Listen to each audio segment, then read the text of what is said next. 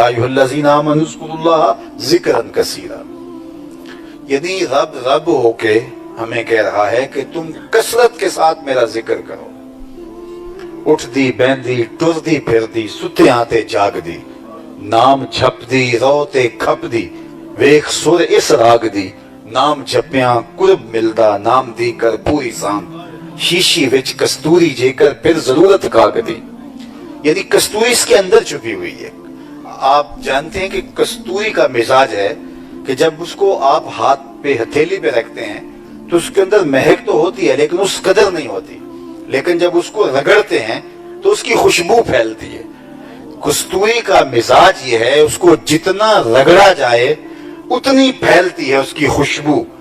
ہر شخص کے دل میں اللہ کا نام تو رکھا ہوا ہے لیکن کثرت ذکر کے نتیجے کے اندر اس کی خوشبو پھیلتی ہے. تو پھر باہو بولتے ہیں اندر بوٹی مشک مچایا اتے جہاں پھلاں تے آئی ہو، تو پھر اس کا نور پھیلنے لگ جاتا ہے. تو اٹھتے بیٹھتے چلتے پھرتے سوتے جاگتے میرے قبلہ عالم فرمایا کہ تم اللہ کے نام کا ذکر کرو.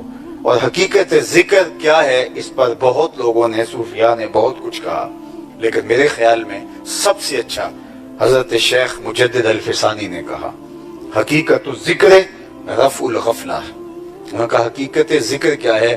غفلت کا زائل ہو جانا.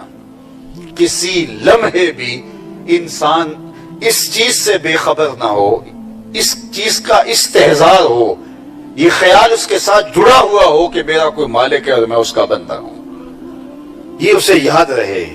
تو جب اسے یاد رہے گا تو پھر وہ اس کی فرما برداری کے سائے میں رہے گا، اس کی اطاعت کے دائرے میں رہے گا. پھر وہ من مرضی اور اپنی خواہشات کا غلام نہیں ہوگا. اس لیے حقیقت ذکر رفع الغفلہ ہے، غفلت کا زائل ہو جانا. جب غفلت زائل ہو گئی تو پھر دل ذاکر ہے. زبان بولے نہ بولے تو دل ذاکر ہے، اور زبان بھی بولے تو ذکر کی ایک صورت ہے. کانوں کا ذکر استماع قول حق ذکر گوش. شیخ فرید الدین عطار نے کہا، جس کو مرشد اقبال رومی بھی اپنا امام اور مقتدا مانتے ہیں، کانوں کا ذکر استماع قول حق ہے اور زبان کا ذکر قرآن مجید کی تلاوت کرنا ہے اور اللہ کا مبارک نام جپنا ہے. کسی دکھی کی مدد کر دینا یہ ہاتھ کا ذکر ہے. اللہ کی قدرت کی نشانیوں میں غور کرنا یہ آنکھوں کا ذکر ہے. تو مختلف اعضائے بدنیہ کا ذکر ہے، وظیفہ ہے، وہ ادا کر کے میں اور آپ اپنے دل کی ستھرائی کا سامان کر سکتے ہیں. یہی ہمارا مقصد ہے. سر شام سے آپ یہاں بیٹھے ہیں، کوئی صبح سے آئے ہوں گے، کوئی ایک دن پہلے سے آئے ہوئے ہیں. کیا مقصد ہے یہاں آنے کا؟ یہی ہے میرا اور آپ کے آنے کا مقصد، کہ ہمارے دل کو نور ملے. اہل اللہ کی صحبت میں بیٹھنے سے اللہ کی رحمتیں نصیب ہوتی ہیں. ان رحمت اللہ قریب من المحسنین. اللہ کی رحمتیں محسنین کے قریب ہیں. جس طرح لوگ کہتے ہیں کہ اللہ والوں کے پاس کیا لینے جاتے ہو، اللہ کی رحمتیں تو ہر جگہ ہیں، اس میں تو کوئی شک نہیں، اس کی رحمتیں ہر جگہ برستی ہیں. لیکن وہ خود کہتا ہے کہ جہاں میرے نیک بندے ہوں گے وہاں میری رحمتیں جو ہیں وہ اور قریب ہوں گی اور نیڑے ہوں گی. تو پھر جب ہم قریب جاتے ہیں تو ہمیں اس کا حظ ملتا ہے، ہمیں اس کا لطف نصیب ہوتا ہے اور اس کی برکتیں ہم پاتے ہیں. تو صالحین کی صحبت ہمارے باطن کی تربیت کی ضمانت ہوتی ہے. تو اس لیے ہمیں ان کی صحبت میں جا کر کے وہ جو لاہ عمل ملتا ہے اس لاہ عمل کے مطابق اپنی زندگی کو ڈھالنا ہوتا ہے.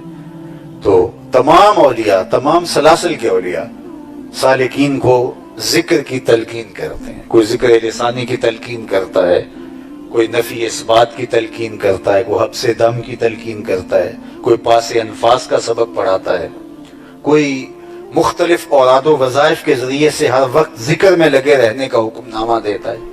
تو تمام سلاسل کے اولیاء بزرگ اپنے آنے والوں کے تزکیے کے لیے اللہ کا ذکر تجویز کرتے ہیں. دوائی ایک ہی ہے، اور یہ اللہ نے قرآن میں بیان فرمائی کہ مقصود کیا ہے کہ تمہارا باطن ستھرا ہو جائے، اور باطن کی ستھرائی کے لیے نصاب کیا ہے؟ وَذَكَرَ اسْمَ رَبِّهِ. تم اپنے رب کا نام جپو، اپنے رب کے نام کا وظیفہ پڑھو. اللہ اکبر فصلی. اور اس کے بعد دوسری بات ارشاد فرمائی، نماز پڑھو. نماز کی تلقین فرمائی گئی. نماز اللہ کی قربت کی ضامن ہے. वैसे नमाज को भी जिक्र कहा गया, आकिमिस सलात लिज़िक्री, नमाज मेरे जिक्र के लिए कायम करो। तो ये भी एक सूरत जिक्र की है। और अल्लाह की सबसे ज्यादा गुर्बत बंदे को जो नसीब होती है वो नमाज में होती है, बिलखुसूस सजदे में। अक्सा गायतुत तज़ल्लुल वल खुशू, इससे बढ़कर अल्लाह की गुर्बत का कोई और रंग नहीं है जो बंदे को सजदे में नसीब होता है। जब सजदे में कोई शख्स झुका होता है, उसे अगर पता चल जाए कि कितनी रहमतें उसके ऊपर बरस रही हैं, तो वो सजदे से सर ही ना उठाए। इतनी रहमतें अल्लाह उसके ऊपर नाजिल फरमा रहा होता है। तो इसलिए ये कभी नहीं हुआ कोई सूफी हो, कोई अहलुल्लाह का मानने वाला हो और उसने कोई मर्तबा हासिल किया हो तो वो जिक्र और नमाज के बगैर हासिल कर लिया हो। ऐसा कभी नहीं हुआ, तारीख में कोई मिसाल नहीं मिलती। तो उसको जिक्र और नमाज की बरकत से बातन की सुथराई नसीब मिलती है। निसाब दिया है मेरे अल्लाह ने। अब जब हम नेक और सालेह लोगों के पास जाते हैं तो उनकी सोहबत की बरकत से हमें ये दो तोहफे नसीब हो जाते हैं। जब अहलुल्लाह के पास होकर के जाते हैं, नमाज छोड़ने को जी ही नहीं चाहता। अल्लाह अकबर। मेरे वालिद गिरामी रहमतुल्लाह ताला अलैह से किसी ने कहा कि हजरत मैं नमाज पढ़ने की कोशिश तो करता हूँ, आरजू भी होती है, लेकिन सुबह जाग ही नहीं आती। तो फरमाने लगे अगर इरादा पक्का हो तो नींद नहीं आती, अज़्म मुसम्मम हो। तो फरमाते थे सुबह मंडी जाना हो तो जाग आ जाती है, कचहरियों में तारीख हो तो जाग आ जाती, तो नमाज के लिए जाग नहीं आती, इसलिए तुम्हारा इरादा मुसम्मम नहीं और पुख्ता नहीं था। जब अज़्म मुसम्मम हो तो अल्लाह मदद करता है, अल्लाह नुसरत फरमाता है, अल्लाह रास्ते देता है। दिल मैला हो गया, अब उसको साफ तो करना है। फरमाया वज़कर अस्मा रब्बिही फसल्ला, और अपने रब का नाम जपा और नमाज पढ़ी।